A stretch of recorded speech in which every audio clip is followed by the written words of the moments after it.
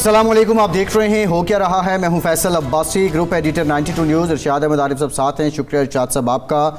सदर ममलिकत ने वज़ीर-ए-आज़म की एडवाइस पर बाज़ाब्ता दस्तखत कर दिए हैं और इसके साथ ही ये जो कौमी असम्बली है ये तकरीबन अपने 5 साल मुकम्मल करने के बाद तहलील हो चुकी है। ये 5 साल पाकिस्तान के अवाम पे कैसे गुजरे। पहले साढ़े तीन पौने 4 साल PTI की हुकूमत रही, उस वक्त वज़ीर-ए-आज़म थे इमरान ख़ान। वो दौर भी पाकिस्तान के अवाम के लिए अच्छा नहीं था, मुश्किलात का आगाज़ शुरू हुआ। लेकिन जब उनकी हुकूमत ख़त्म होती है और उसके बाद शहबाज शरीफ वज़ारत उज़्मा के मनसब पर फाइज होते हैं हमरा 13 जमातों के इत्तेहाद के, तो ये दौर भी मुश्किल तरीन साबित हुआ है। बहरहाल इसमें पार्लिमानी हवाले से जो पाकिस्तान के अंदर जमहूरी अक़दार हैं उसको लेकर कानून साजी के हवाले से हमेशा ऑब्जर्वेशंस भी आती रही हैं। अब तो अगर कल बयान देखें पाकिस्तान के एक और साबिक वज़ीर-ए-आज़म शाहिद खाकान अब्बासी का, तो वो जिक्र करते हुए कहते हैं कोई खातिर खा काम नहीं कर सके हैं और ये असम्बली इसकी कारकर्दगी बदतरीन थी। बहरहाल ये फ़ैसला पाकिस्तान के अवाम ने करना है। ये 5 साल इस असम्बली में रहने वाले लोग, इस असम्बली में रहने वाली जमातें, उनकी कारकर्दगी क्या रही है।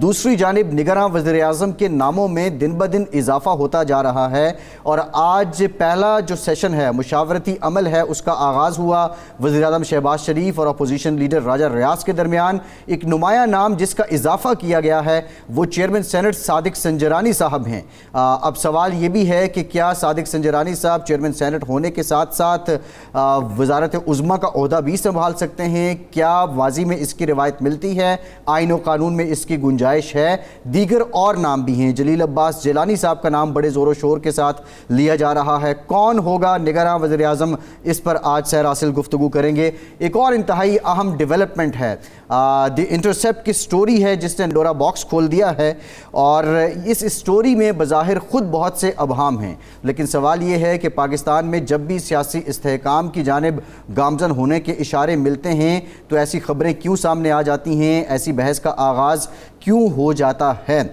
इस पर भी कुछ डिटेल बात करेंगे। अशतर औसाफ साहब साबिक अटॉर्नी जनरल हैं, मायनाज़ कानूनदान हैं, हमारे साथ मौजूद हैं। अशतर साहब बहुत शुक्रिया आपका, आपसे गुफ्तगू करेंगे। इरशाद साहब पहले तो 5 साल पे वो मुझे नसीरुद्दीन नसीर साहब का शेर याद आ गया कि शब गम न पूछ कैसे तेरे मुब्तला पे गुजरी, कभी आह भर के गिरना कभी गिर के आह भरना। बहरहाल ये 5 साल तो बीत गए, इस पे भी कमेंट कर दें। और निगरां वज़ीर-ए-आज़म कौन होगा? ऑनेस्टली स्पीकिंग अब ये जुमला भी बहुत ज़्यादा घिस-पिट चुका है, फ़ैसला हो जाना चाहिए। देखें पूरी कौम को शुक्रगुज़ार होना चाहिए। राजा रियाज साहब ने अपनी गूनागूं मसरूफियात से वक्त निकाला और आज वज़ीर-ए-आज़म साहब से मुलाकात कर ली, क्योंकि कल भी मुलाकात तय होने के बाद कैंसिल हो गई थी। राजा साहब मसरूफ़ थे, परसों भी मुलाकात नहीं हो पाई थी। तो ये एक खुशाइंद बात है कि राजा रियाज साहब को फुर्सत मिली और मुलाकात होगी और उन्होंने शर्फ बख्शा उन्होंने वज़ीर-ए-आज़म साहब को उन्होंने वो किया और अब उन्होंने कहा है कि हमने नामों का तबादला किया है। कल दोबारा मीटिंग होगी और ऐन मुमकिन है कि एक मीटिंग और भी करनी पड़े। तो एक तो इस पे जो इस वक्त जो सूरत हाल नज़र आ रही है वो ये है कि फ़ैसला राजा रियाज साहब करें ना करें या शहबाज शरीफ साहब करें ना करें, लेकिन कम अज़ कम वो ये शो कर रहे हैं कि फ़ैसला हमने करना है जी। और हमारी मुशावरत जारी है। मुशावरत का तासुर देना भी एक बड़ी कामयाबी है। बाकी 5 साला जो कारकर्दगी है उस पर तो शायद खाकान अब्बासी साहब जैसा शख्स अगर ये कहता है कि मुझे तो शर्म है और बाकी जो हमारे अरकान हैं उनको भी लाज़मन शर्म महसूस होती होगी। और इससे बदतरीन मैं एक 85 में जब पंजाब असम्बली वजूद में आई तो एक सदाबहार पार्लियामेंटेरियन थे राना फूल खान। अच्छा। वो अयूब खान के दौर से पंजाब असम्बली के मेंबर, ये फूलनगर वाले? हाँ, फूलनगर मगरबी पाकिस्तान असम्बली के मेंबर थे, फिर पंजाब असम्बली के मेंबर, वो सदाबहार हर असम्बली को मेंबर होते थे। तो मैंने उनसे पूछा कि ये बताएं राना साहब के पंजाब असम्बली की कारकर्दगी कैसी है। कहने का भाई फिरों की जो यूनियन काउंसिल है ना वो इससे बेहतर है। اچھا کم از کم وہاں جو باتیں ہوتی ہیں وہ لوگوں کے پلے تو کچھ پڑتی ہیں, یہاں تو کسی کی بات ہی پلے نہیں پڑتی. صحیح. تو یہ شاہد خاقان عباسی کے بعد جو حکمران جماعت کے اہم ترین آدمی ہیں, سابق وزیر اعظم ہیں اور اگلی وزرائے اعظم کی لسٹ میں بھی سنا جا رہا ہے کہ ان کا نام ہے. اگر وہ یہ کہتے ہیں تو اس پر میرا خیال ہے ہمیں اب ضرورت نہیں ہے کچھ کہنے کی, سننے کی, ایسی زیادتی ہو گئی. جو افسوسناک پہلو ہے اس اسمبلی کا وہ یہ ہے کہ جو جمہوریت کا بنیادی تقاضا ہے کہ حکومت اور اپوزیشن گاڑی کے دو پہیے ہیں, وہ مل جل کر چلیں. یہ واحد اسمبلی تھی جس میں خواہ سابقہ حکومت تھی خواہ موجودہ حکومت. اب ریئل اپوزیشن اور حکومت کے درمیان کوئی رابطہ نہیں تھا. بالکل ایسے کوئی مذاکرات نہیں ہوئے, کسی معاملے پر ڈسکشن نہیں ہوئی. پہلے یہ جانا نہیں چاہتے تھے یہ موجودہ جو اپوزیشن ہے, پھر جب یہ جانا چاہے تو انہوں نے دروازے بند کر لیے کہ ہم تو آپ کو اندر آنے نہیں دیں گے. یعنی یہ تماشا ہم نے اسی دور میں دیکھا ہے. ہمیشہ ہر حکومت دنیا بھر میں بھی اور پاکستان میں بھی اس کی خواہش ہوتی ہے کہ پارلیمنٹ اپوزیشن سسٹم کا حصہ بنے تاکہ سسٹم جو ہے وہ استحکام حاصل کرے. اور خود احتسابی کا ایک نظام ہے, خود احتسابی کا ایک نظام ہے, لیکن یہاں معاملہ بالکل برعکس ہی رہا ہے. لیکن اب جو نگران وزیر اعظم کے نام آ رہے ہیں, میرے خیال اشتر اوصاف علی خان صاحب سے پہلے تو ہم پوچھتے ہیں کہ اگر صادق سنجرانی صاحب امیدوار بنتے ہیں, راجہ صاحب کی طرف سے نام آتا ہے یا حکومت کی طرف سے آتا ہے, تو اشتر صاحب یہ فرمائیں قانونی پوزیشن کیا ہے کہ کیا چیئرمین سینٹ یا کوئی سینیٹر, ظاہر قومی اسمبلی کا ممبر تو اب باقی نہیں رہا, کوئی سینیٹر بیک وقت سینیٹر یا چیئرمین سینٹ رہتے ہوئے وزارت عظمیٰ کا منصب سنبھال سکتا ہے؟ قانون اور آئین اس بارے میں کیا کہتے ہیں؟ دیکھیں, قانون اور آئین میں کوئی قدغن نہیں ہے, کوئی پابندی نہیں ہے کہ کوئی مقننہ کے رکن ہوں یا مقننہ کے سابق رکن ہوں یا اس وقت جو چیئرمین سینٹ ہیں وہ نگراں وزیر اعظم نہیں بن سکتے. کوئی ایسی پابندی نہیں. اور نظیر ہمارے پاس ہے, میرا خیال ہے محمد میاں سومرو صاحب کی چیئرمین سینٹ تھے اور وہ نگراں وزیر اعظم بھی رہے. اصل بات جو ہے وہ پروپرائٹی کی ہے. ٹھیک ہے, آئین اور قانون اپنی جگہ پہ ہے اور بالکل اس کو ایڈہیر کرنا چاہیے, اور اگر اس میں پابندی نہیں ہے تو اس کا مطلب یہ نہیں ہے کہ آپ کسی کو بھی لگا دیں, کسی ان پڑھ کو لگا دیں یا کسی سائنسدان کو لگا دیں یا کسی, اس کے اندر بھی ایک سٹرکچرنگ ہونی چاہیے. اور وہ سٹرکچرنگ جو ہے اس کو لکھے بغیر ہوتا ہے, اور وہ کیا ہے کہ پہلی بات تو یہ ہے کہ یہ کیئر ٹیکر ہے, نگران ہے, اور نگرانی وہ کر سکتا ہے جو کہ جانبدار نہ ہو, جو کسی کے مرہون منت نہ ہو, جو کسی کو پلیز کرنے کے لیے نہ چل رہا ہو, جو یہ نہ سمجھے کہ جی میں اس لیے یہاں بیٹھا ہوں کیونکہ اس نے مجھے بٹھایا ہے اور میں نے احسان فراموشی نہیں کرنی. پہلی بات تو یہ ہے کہ احسان فراموشی والی بات یہ کوئی ایسی نہیں ہے, ایک ذمہ داری کی بات. ٹھیک ہے, اور بہت بھاری ذمہ داری. وہ بھاری ذمہ داری کیوں میں اسے کہہ رہا ہوں, کیونکہ آپ الیکٹڈ تو نہیں ہیں, یعنی آپ جواب دہ پارلیمنٹ کو نہیں ہیں, آپ جواب دہ ہیں اپنے ضمیر کو, آپ جواب دہ ہیں عوام کو, اور آپ جواب دہ ہیں آنے والے مورخ کو. آپ کا کام ہے کہ معاونت کریں الیکشن کمیشن کی, اس کی پراپر طریقے سے اسسٹنس کروائیے, سیکیورٹی, فنڈنگ, جو باقی انفراسٹرکچر کی مہیا کرنا ہے, جہاں فوج کی ضرورت ہے وہاں پہ فوج کو بھیجنے کی بات ہے. تو یہ سب چیزیں جو ہیں یہ بہت ہی بھاری ذمہ داری کی بات. اور آئیڈیلی ایسے شخص ہونے چاہیے جن کو تجربہ ہو, ایڈمنسٹریٹو تجربہ بھی ہو, جن کو حکومت کا تجربہ ہو, جن کو قانون کے متعلق کچھ شبدب ہو, جس کو کوئی اس طرح کی ہو. اور سب سے امپورٹنٹ بات پتہ ہے کیا, ان کی ایکسیپٹیبلٹی, ان کی شخصیت ایسی ہونی چاہیے جو سب لوگوں کے لیے ایکسیپٹیبل ہو. یہ ضروری نہیں ہے کہ وہ کنسنسس سے ہو, بٹ ایک عام تاثر یہ جانا چاہیے کہ جو صاحب اس وقت ہمارے نگران وزیر اعظم ہیں وہ تعصب سے بلند ہے, وہ پولیٹکس سے بلند ہے, اور وہ کسی کے جانبداری کا کوئی بھی نئی چیز چلے گی. یہ ہے میری. اچھا اسد صاحب, ایک ایشو اور بھی اس وقت قانونی ہے جو سامنے آ رہا ہے, وہ یہ ہے کہ موجودہ صدر کی مدت ستمبر میں ختم ہو رہی ہے. اب قومی اسمبلی تحلیل ہو گئی ہے, صوبائی اسمبلیاں بھی ساری تحلیل ہو جائیں گی, تو صدر کا انتخاب نہیں ہو پائے گا ستمبر میں. اس صورت میں صدر عارف علوی صاحب اگلے صدر کے انتخاب تک موجود رہیں گے, یا وہ اپنی مدت مکمل کر کے ریٹائر ہو جائیں گے اور قائم مقام صدر کام کریں گے, ان کی جگہ چیئرمین سینٹ ان کی جگہ سنبھال لیں گے؟ اس بارے میں کیا کہتا ہے؟ جی میں نے اس کو اس غور سے نہیں اس کو ابھی تک دیکھا, لیکن جو میرا امپریشن ہے وہ یہ ہے کہ یہ کنٹینیو کریں گے اپنی صدارت میں, اور جب ان کی ٹرم ختم ہو جائے گی تو اور اگر یہ ٹرم کو چھوڑ دیں گے تو یعنی اپنا عہدہ چھوڑ دیں گے ٹرم کے مطابق, تو پھر جو چیئرمین سینٹ ہیں ان کو یہ عہدہ آٹومیٹکلی مل جاتا ہے اور نئے عہد کی بھی ضرورت نہیں ہوتی. اور جب وہ موجود نہ ہوں یا وہ کہیں اور کسی اور منصب پہ ہوں تو پھر اسپیکر جو قومی اسمبلی ہیں وہ پریزیڈنٹ بن جاتے ہیں. صحیح ہے. اچھا اس میں ایک اور ہائپوتھیٹیکل سچویشن ہے اشتر صاحب, کہ اگر صادق سنجرانی صاحب بن جاتے ہیں وزیر اعظم اور صدر صاحب اپنی مدت ہونے پہ چھوڑ بھی دیتے ہیں اپنا عہدہ, تو پھر صدر و وزیر اعظم ایک ہی ہوں گے؟ نہیں, ایسا نہیں ہو سکتا.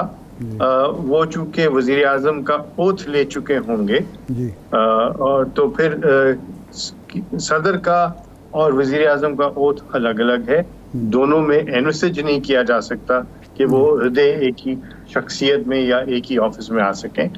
آئین نے یہ کہا ہے کہ اگر صدر مملکت موجود نہ ہوں یا کسی وجہ سے اپنے عہدے سے کے فرائض انجام نہ دے سکتے ہوں تو سینٹ کا جو چیئرمین ہے آٹومیٹکلی وہ فرائض انجام دے رہا ہے, وہ صدر نہیں بن جاتا, وہ فرائض انجام دیتا ہے, اور اس لیے اس میں نئے عہد کی بھی ضرورت نہیں ہوتی.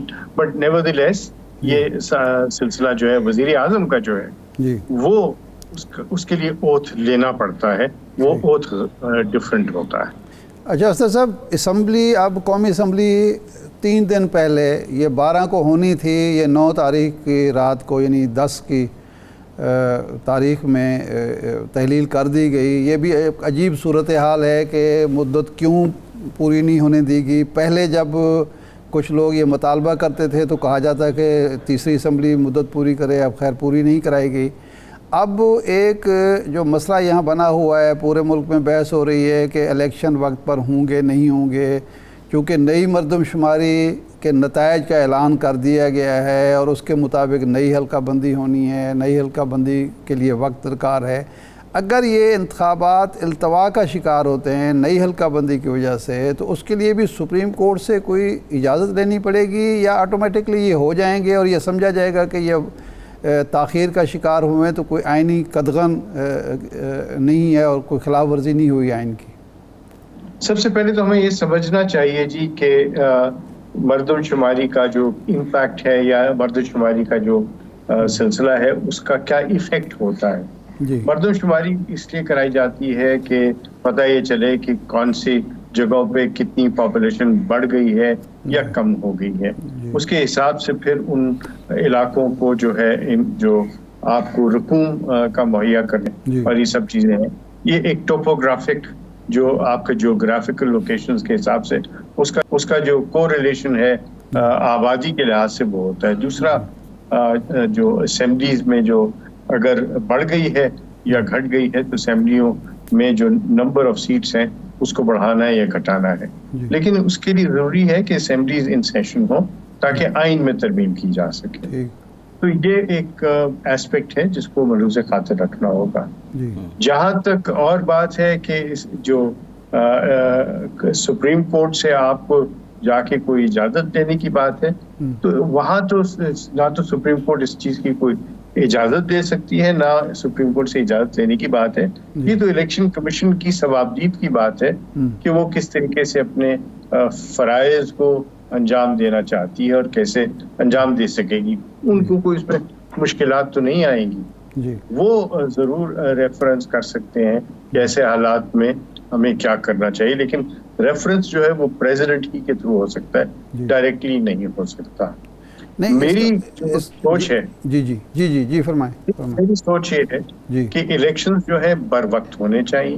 ٹھیک. میری سوچ یہ ہے کہ الیکشنز کے اندر کوئی کسی قسم کی اڑچن یا رکاوٹ نہیں آنی چاہیے, سوائے وہاں پہ جہاں سیکیورٹی یا اس طرح کی ایشوز آئیں, اور یہ معاملہ بہت اسموتھ طریقے سے چلنا چاہیے. اس کی ایک اور وجہ ہے جو میری سوچ ہے, اس کی وجہ ایک تو یہ کہ پریزیڈنٹ کا الیکشن کی بات ہے, دوسرا یہ کہ ہم نے کمٹمنٹس جو کرنی ہے باہر کے ممالک سے اور یہ سب چیزوں میں, یہ میں تو اس سوچ کا حامل ہوں کہ کنٹینیوس سارا چلنا چاہیے. نگران والے جو ہیں یہ اس کے اندر 60 دن یا 90 دن کے لیے کسی بھی ملک کی تاریخ کے اندر یہ ایک ویکیوم نہیں آنا چاہیے, اور یہ ویکیوم مجھے نظر آ رہا ہے.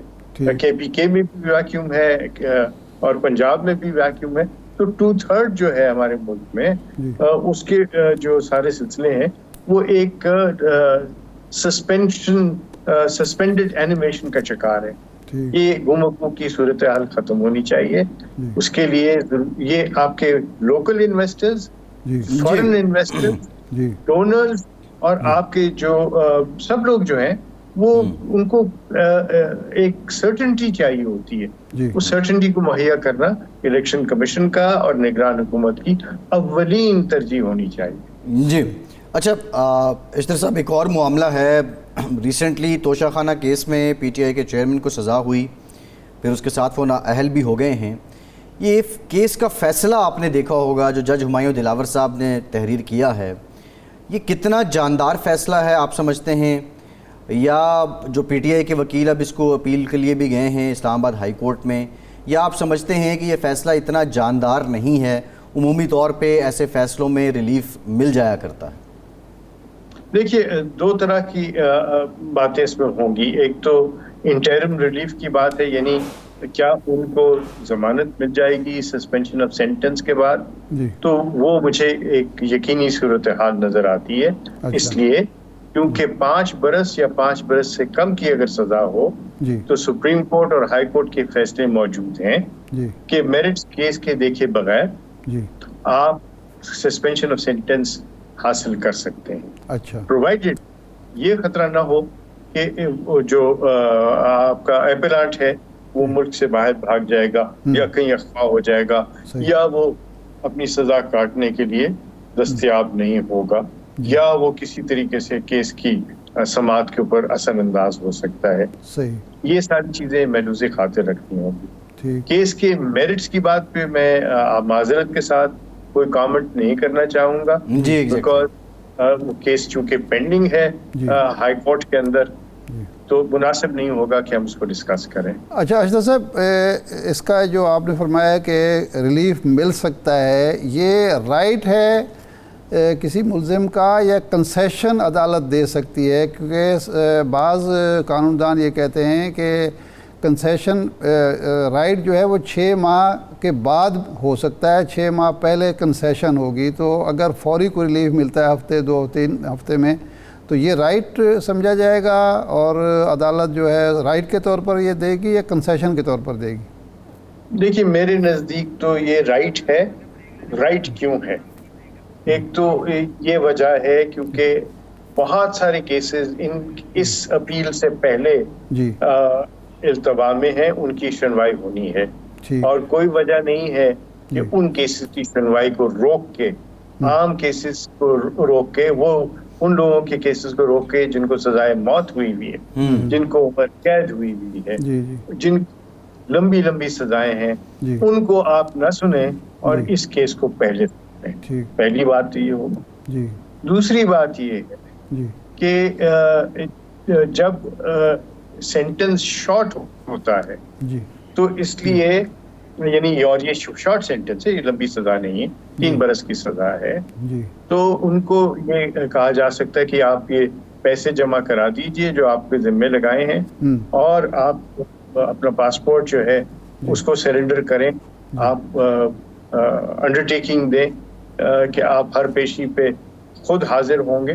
तो इस तरह की बात। और बात है आजकल छुट्टियां हैं और छुट्टियों में इन केसेस की सुनवाई करना उन लोगों के साथ ज्यादती हो जाएगी जिनको आपने काल कोठरी में डाला हुआ है, जिनको मौत की कोठरी में डाला हुआ है, जिनके और लोगों की केसेस हैं। तो ये डिस्क्रिमिनेशन जो है वो नहीं होनी चाहिए।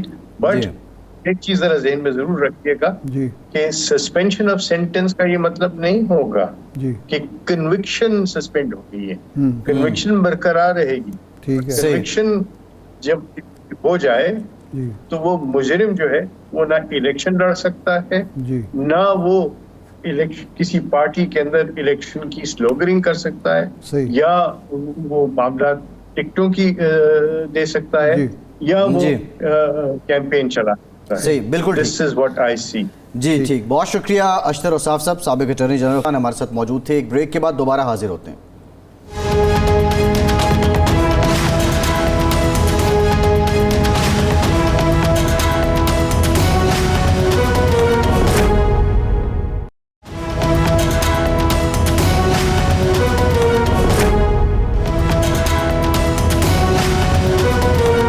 ब्रेक के बाद एक बार फिर से आपका खैर मकदम करते हैं। हमें ज्वाइन किया है सैयद मोहम्मद अली साहब ने, माहिर उमूर सलामती हैं। बहुत शुक्रिया अली साहब आपका, आपसे गुफ्तगू करते हैं द इंटरसेप्ट की स्टोरी जो साइफर लीक से मुताल्लिक है, और ये जो स्टोरी है इसमें इट्सेल्फ बहुत से अबहाम हैं। जिस दस्तावेज़ का हवाला दे रही है ये स्टोरी, क्या वो दस्तावेज़ मुसद्दक़ा है, ये भी बहुत बड़ा सवाल है। और साथ ही साथ अगर वो मुसद्दक़ा है तो फिर एक दूसरे पाकिस्तानी अखबार के साथ उसकी जो मालूमात हैं वो रेफ़र क्यों की जा रही हैं।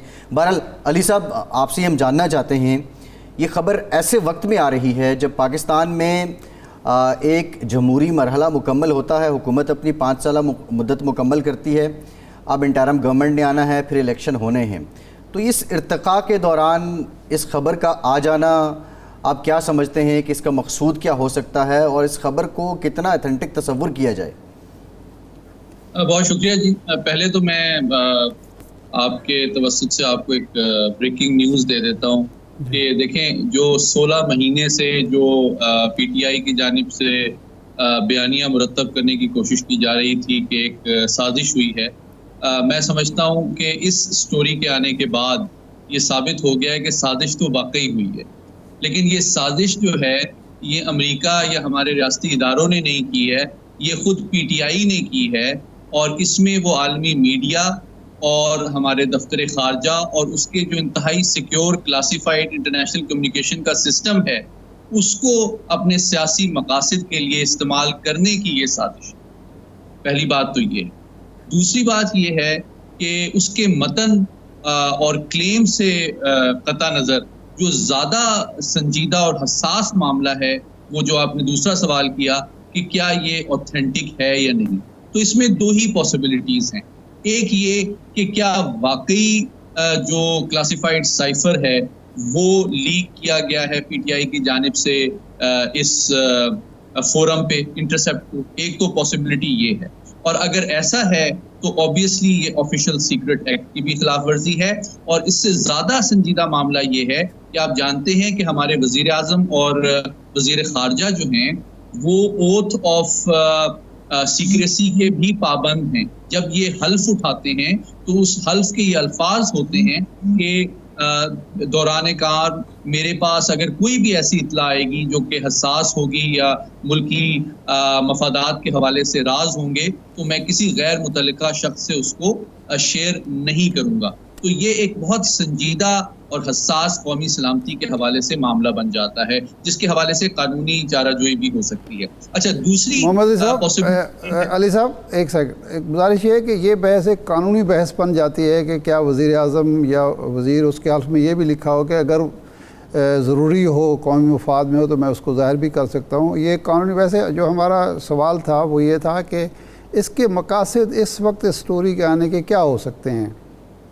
जी, मैं उसी तरफ आ रहा हूँ कि देखिए इसके मकासद तो बिल्कुल वाज़ेह हैं کہ دیکھیں ایک سیاسی جماعت جو بنیادی طور پہ سیاست میں پارٹیسپیٹ کرتی ہے وہ فلاح و بہبود اور ملک کو ترقی و خوشحالی کی طرف لے جانے کے لیے کرتی ہے، لیکن اس کا جو پورا بیانیہ جس کے لیے یہ سائفر کی کنٹروورسی پیدا کی گئی ہے وہ ریاستی اداروں کو عالمی سطح پہ بدنام کرنا، ہماری خارجہ پالیسی عالمی طاقتوں سے خصوصی طور پہ امریکہ اس کو ڈسٹرب کرنا۔ آپ دیکھیں یہ جو الزام امریکہ پہ لگانے کا جس کی تردید بھی آ چکی ہے متعدد بار دفتر خارجہ کی جانب سے امریکہ کے، وہ ایک ایسے ٹائم پہ کی جا رہی ہے جبکہ آپ جانتے ہیں کہ پاکستان معاشی طور پہ انتہائی برے حالات سے دوچار تھا اور ہمیں امریکہ کی اشیرباد IMF سے ریلیف کے حوالے سے اور فیٹف کے ریویو کے حوالے سے درکار تھی۔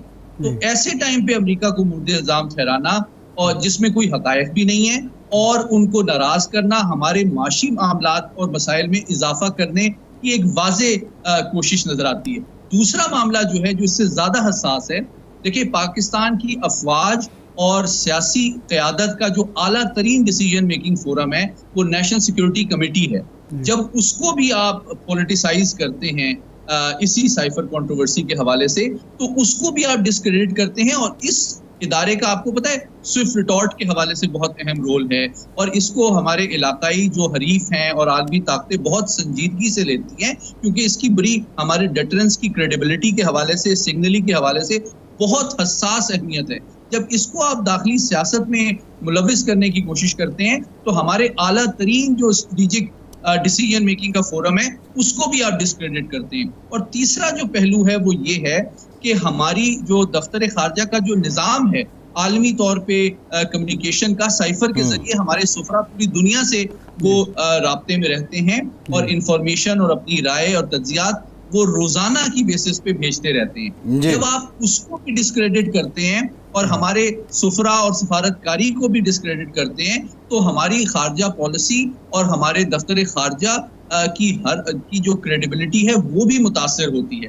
لیکن ان تمام چیزوں کو اگر آپ مجموعی طور پہ دیکھیں تو یوں لگتا ہے کہ یہ ایک ایسی سازش ہے جس میں ایک سیاسی جماعت ہمارے قومی سلامتی کے اور خارجہ پالیسی کے حساس ترین معاملات کو استعمال کر رہی ہے ایک جھوٹا بیانیہ گڑھنے کے لیے جس کے ذریعے عالمی سطح پہ ہمارے تعلقات بھی خراب کیے جائیں، ہماری معیشت کے مسائل کو بھی میں بھی اضافہ کیا جائے اور ساتھ ہی ساتھ علی صاحب اب یہ جو آپ نے بیان کیا کہ ایک عالمی سازش ہو سکتی ہے پاکستان کے امریکہ کے ساتھ تعلقات خراب کرنا، اپنے اداروں کو بدنام کرنا، عدم استحکام پیدا کرنا، اس کے دو تو نتائج ہونے چاہیے۔ اول تو ایک سال گزر گیا تو حکومت کو چاہیے تھا کہ اس کو سیریس لے کے ساری کمپین کو انہیں کچھ نہ کچھ کرنا چاہیے تھا سرکاری سطح پہ۔ اگر کوئی تحقیقات سپریم کورٹ سے کرا لی جاتی اور پھر جو لوگ بھی ملوث پائے جاتے ان کو سزا ملتی، وہ تو خیر نہیں ہوا، پورا سال صرف یہ اس پر ڈیبیٹ ہی چلتی رہی۔ لیکن اب کیا حکومت کا یہ فرض نہیں بنتا کہ انٹرسیپٹ کے خلاف عالمی عدالت میں یا کسی بھی فورم پر جو قانونی فورم ہے امریکہ میں کوئی کیس کیا جائے اور یہ سارے پوائنٹ جو آپ بیان کریں اس کی بنیاد پر، تاکہ ہمیشہ کے لیے دروازہ بند کر دے، آج انہوں نے کیا ہے کل کوئی اور اٹھے گا غیر ذمہ دار اور وہ یہ شروع کر دے گا؟ دیکھیں اس کے دو پہلو ہیں کیونکہ قانونی آپشنز کیا ہیں اس وقت ہمارے پاس۔ پہلی بات آپ کی بات سے میں ایگری کرتا ہوں کہ ڈیفینیٹلی اس کو شروع میں ہی اس مسئلے کو ریزالو ٹائملی کر لینا چاہیے تھا اور اس کی پراپر ایک انڈیپینڈنٹ انکوائری کر کے قانونی چارہ جوئی کر کے اس کو حقائق تک عوام کے بھی سامنے لانا چاہیے تھا اور تاکہ بار بار یہ معاملہ سر نہ اٹھے۔ دوسری آپشن ایک اور بھی ہے، دیکھیں چونکہ ایک اگر یہ جو فورم ہے انٹرسیپٹ یہ امریکہ میں ایک پبلیکیشن کے طور پہ رجسٹرڈ ہے تو جو امریکی قوانین بھی ہیں اس میں میں بھی امریکہ میں رہا ہوں اور وہاں میں نے کافی عرصہ کام کیا ہے، تو وہاں پہ جو ڈیفیمیشن کے حوالے سے قوانین بڑے سخت ہیں۔ آپ بغیر کسی ثبوت کے کسی بھی ادارے یا شخص کو مورد الزام نہیں ٹھہرا سکتے اور اگر آپ یہ پروو نہ کریں تو آپ کے اوپر بہت بھاری جرمانے عائد ہوتے ہیں۔ اور میں آپ کی توجہ مبذول کراؤں گا، برطانیہ میں آپ کو پتہ یاد ہوگا کہ کئی ہمارے چینلز جنہوں نے کچھ غیر ذمہ دارانہ الزامات بعض افراد کے حوالے سے لگائے تھے، ان کو ڈیفیمیشن کے حوالے سے کافی بھاری جرمانے عائد کیے گئے تھے. نہیں news of the world news of وہ جو بہت بڑا برطانیہ کا اخبار تھا نیوز آف دی ورلڈ، وہ بند ہو گیا اسی بیس پہ. جی ہاں بالکل. تو میں سمجھتا ہوں کہ یہ قانونی جو معاملہ ہے یہ امریکہ کے قوانین کے تحت اس پبلیکیشن، اور آپ جانتے ہیں چونکہ آپ خود میڈیا سے واقف ہیں کہ اس کے جو قوانین ہیں اس میں صرف پبلیکیشن، رائٹر، رپورٹر، ایڈیٹر، وہ سب ان کے خلاف قانونی چارہ جوئی ہو سکتی ہے. اور ڈیفینیٹلی یہ تو انہوں نے بہت بڑی غلطی کی ہے کہ ایک ایسے ٹائم پہ جبکہ ان کو اپنا سیاسی مستقبل کھٹائی میں جاتا ہوا نظر آتا ہے، ایک بڑی کوشش کی ہے کہ دوبارہ جو ہے ایک بھونڈی الزام کو ریوائیو کیا جائے. تو میں سمجھتا ہوں کہ انہوں نے ایک موقع فراہم کیا ہے کہ دوبارہ سے ریاست جس نے میرے خیال میں ٹائملی اور افیکٹو کارروائی نہیں کی تھی، وہ قانونی چارہ جوئی امریکی قوانین کے تحت امریکہ کے اندر اس پبلشر، ایڈیٹر، رپورٹر اور اس کے سورس کے حوالے سے بھی کر سکتی ہے. بالکل ٹھیک. بہت شکریہ سید محمد علی صاحب، آپ ہمارے ساتھ تھے. ایک بریک کے بعد دوبارہ حاضر ہوں گے.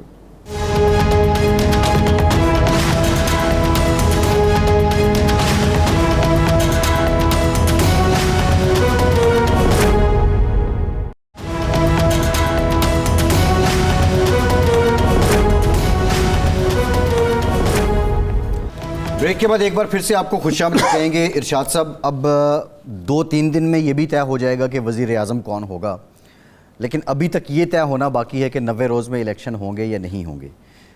پیرالل دیکھا جائے تو پاکستان کو جو IMF نے بھی یہ جو ایک سٹینڈ بائی ایگریمنٹ تھا اس میں $1 ارب دیے تھے، پھر دوسرا جو $1 ارب ہے وہ نگراں حکومت کے دور میں آنا ہے، اور پھر تیسرا $1 ارب تب آنا ہے جب نئی حکومت بن جائے گی. کیونکہ ساری جو سچویشن ہے اس کو اکانومی کے ساتھ جوڑا جا رہا ہے، لینڈنگ ایجنسیز کے ساتھ جوڑا جا رہا ہے، دوستوں کے تعاون کے ساتھ جوڑا جا رہا ہے، اور یہ کسی حد تک حقیقت بھی ہے. اب یہ جتنی اس وقت تک پریکٹس ہو رہی ہے ارشاد صاحب، اگر الیکشن 90 دن میں ہوں یا الیکشن 90 دن سے زیادہ ہوں، پاکستان نے جن شرائط پہ ایگری کیا ہے کیا وہ پوری ہوں گی؟ دیکھیں عباس صاحب، یہ بڑی سادگی ہوگی کہ ہم سارے معاملے کو IMF کے تناظر میں دیکھیں یا معیشت کے تناظر میں دیکھیں. معیشت بڑی اہم ہے، IMF کا ایگریمنٹ بھی بہت اہم ہے، لیکن پاکستان کا جو معاملہ ہے وہ صرف معاشی نہیں ہے. پاکستان سی پیک کو اس میں ڈالیں، وہ صرف معاشی ایشو نہیں ہے. جی، روڈ اینڈ بیلٹ کا جو پروجیکٹ ہے یا سی پیک ہے وہ صرف اکنامک ایشو نہیں ہے. چائنا کا تو نظریاتی ایشو ہے. ایک ہے اس کا ایک جو گلوبل پالیٹکس ہے، پھر جو اس خطے کی پالیٹکس ہے اس سے تعلق ہے. جی، ری گروپنگ جو ہو رہی ہے اس میں اس کا تعلق ہے. ہم اگرچہ ہمارا مفاد بھی اسی میں ہے، ہم کہتے بھی یہی ہیں، عملاً بھی یہی صورتحال ہے کہ ہم کسی گروپ کا حصہ نہیں ہیں. جی، لیکن اس ری گروپنگ میں چائے بغیر بھی چارہ نہیں ہے. جی، اور یہ ہمارے سفارتی مہارت یہ ہوگی کہ ہم ماضی کی طرح ایک دور میں جب چین میں اور امریکہ میں مناقشت تھی، امریکی چین کا اور پیکنگ کا نام سننا پسند نہیں کرتے تھے. اس وقت ہمارے دونوں کے ساتھ تعلقات تھے. جی، ہم ان کے بھی چاہتے تھے، ان کی بھی چاہتے تھے. ہم ادھر سے بھی فائدہ اٹھا رہے تھے، ادھر سے بھی فائدہ اٹھا رہے تھے. وہ بیلنس برقرار نہیں رہا. اب ہم نے بیلنس برقرار رکھنا ہے، یہ ہماری مجبوری ہے. یہ ایک دوسرا پہلو ہے اس کا. تیسرا پہلو جو ہے وہ یہ ہے کہ انڈیا جتنا بڑا ایک افریت بنتا جا رہا ہے معاشی حوالے سے، جی، $600 ارب پہ وہ چلا گیا ہے. ریزرو ان کے جو ہیں. اب اس کو ہم دیکھتے ہیں معاشی پہلو سے نہیں، اس کی وجہ سے وہ دنیا کو اب ڈکٹیٹ کرانا شروع ہو گیا. جی، یعنی ہماری اور چین کے ساتھ تجارت کتنی ہے اور انڈیا کی تجارت کتنی ہے. جتنی امریکہ کی ہے اتنی انڈیا کی چین کے ساتھ. انڈیا کی $5-7 ارب کا فرق ہے. ٹھیک ہے نا. چائنیز کے جو ڈیمانڈز ہیں، یعنی جو ہماری اقتصادی ترقی کی ایک بہترین اوپننگ ہو سکتی ہے، وہ یہ ہے کہ ہم اگر چین کو جن چیزوں کی ضرورت ہے اور جو چیزیں ہم پرووائڈ کر سکتے ہیں ہم پرووائڈ کر دیں، جی سعودی عرب کو ہم پرووائڈ کر دیں، یو اے ای کو پرووائڈ کر دیں، تو ہمارے یہ 50 ارب 100 ارب ڈالر کوئی آسان ترین راستہ ہے، لیکن وہ ہم کر نہیں پا رہے ہیں۔